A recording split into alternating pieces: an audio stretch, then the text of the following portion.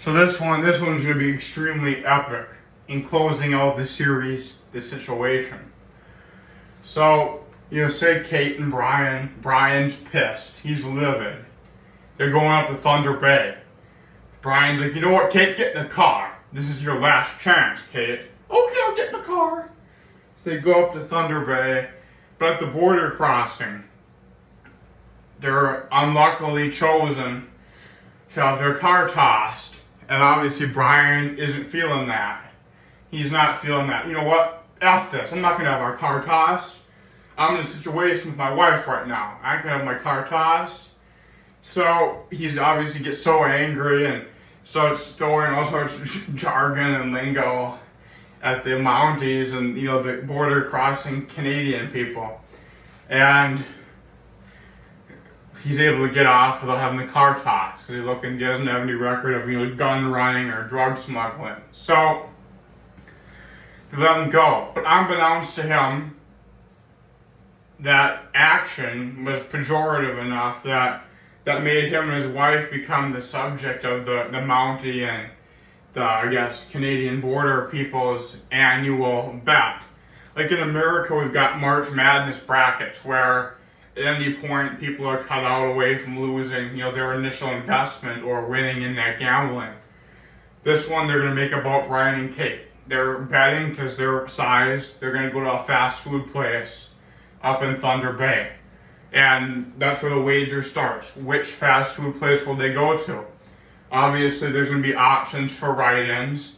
So, some person could do a write-in and say, oh, they're just going to go back to their hotel and pass out. Well, someone writes that in and bets money on it.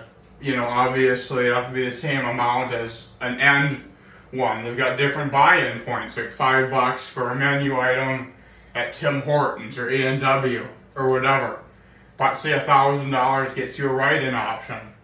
So they could write in, say they go to a hotel and crash, and other people can obviously vote under that. So of all the options, they have people buying in who are Canadian police, Mountie is the border, whatever, all buying in on this. This is going to be their annual shindig gambling event for that sector of the government.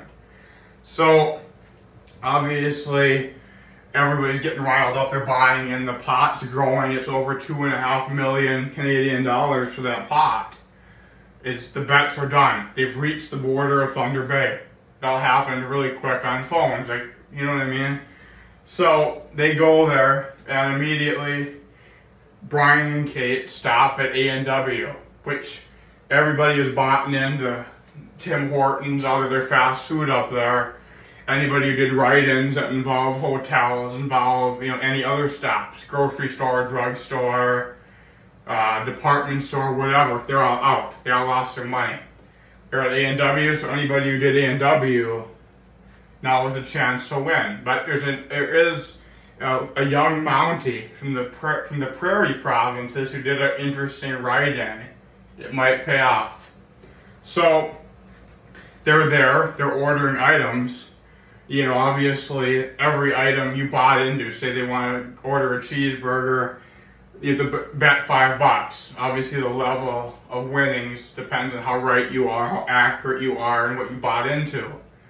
So they've got their menu. Kate orders about $32 in food. Brian orders like $17. Brian's clearly mad about that. And they get into an argument, a scuffle, kerfuffle. They zoom off. At that point, everybody who bought into A&W and had their menu items, they're all thinking, yeah, I'm going to win, because obviously menu items equal dollar payouts at this point, all obviously calculated. Everybody who bet that they order something and menu items is all done.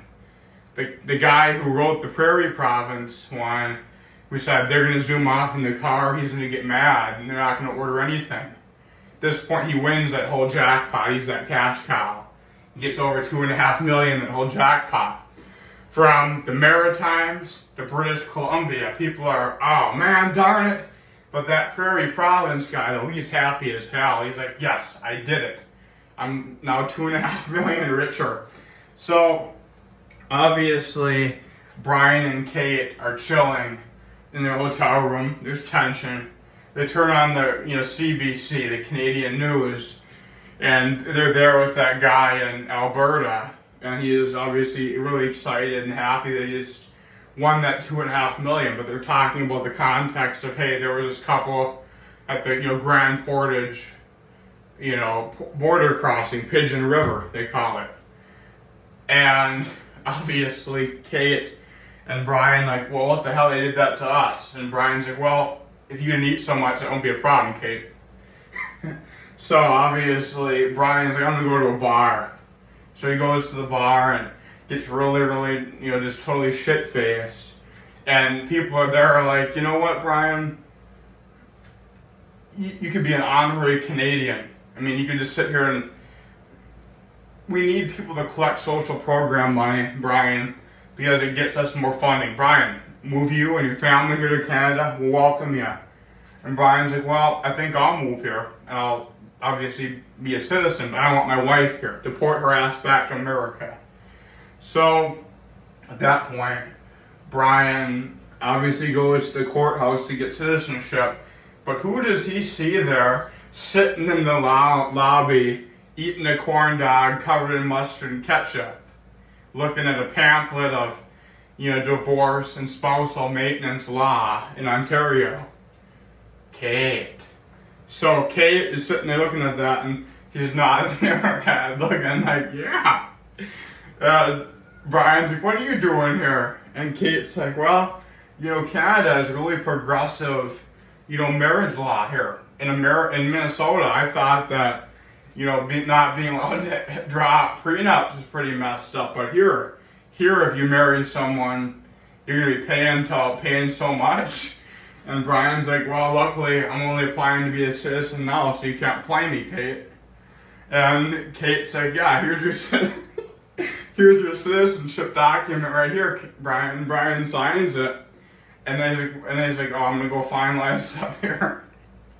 Yeah. Little do they know he signed something to make them married in Ontario.